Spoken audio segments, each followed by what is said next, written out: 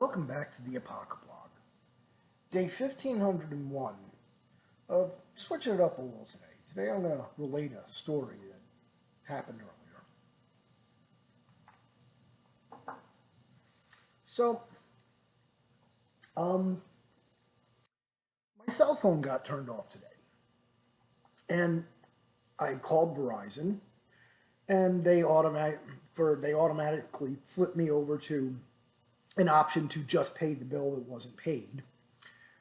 And of course, that was unacceptable because we don't get a actual bill, and so our billing period is always late.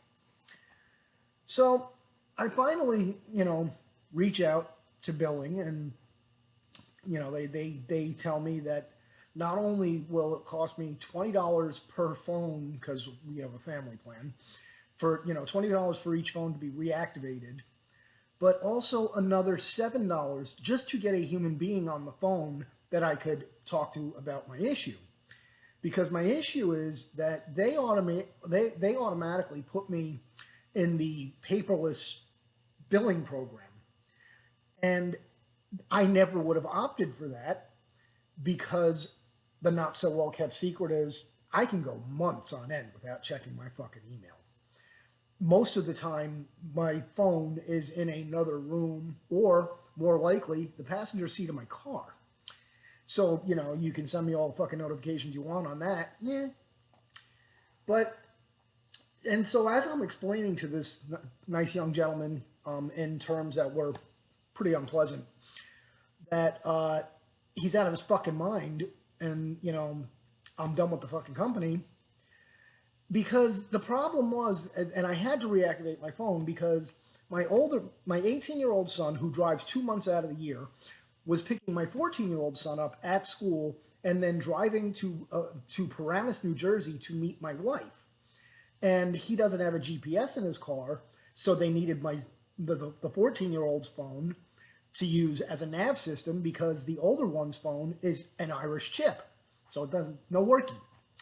So now my kid is out there, they're on the road, they have no means of communications if something happens, or, just trying to find their way to fucking Paramus. So I paid the bill and I told him, get my fucking phone reconnected, which, by the way, took between 15 minutes and an hour because, whatever. And now I will go through and I will find another service carrier. And as I was explaining that to him, he said something really interesting to me. And it really crystallizes where we are as a society. And he said that, well, no matter where you go, they all do the same. They all have the same payment structures. And at first that's like, okay. But if you stop and think about it, that's why everything is so fucked up. Because it used to be that companies separated themselves from the rest of their competition by offering a different range of service, by offering, okay, well, they're going to charge you for this, I'm not. But now they're all just competing to offer you the same level of shit. And they do it, and it's intellectually lazy, it's industrially lazy. But why, when all we do is say, oh, can you please shove that cock in my mouth again? Well, okay. They're going to keep shoving that cock in your mouth because you keep, they're playing, fuck you, I'm in control. And we're playing, thank you, sir, may I have another?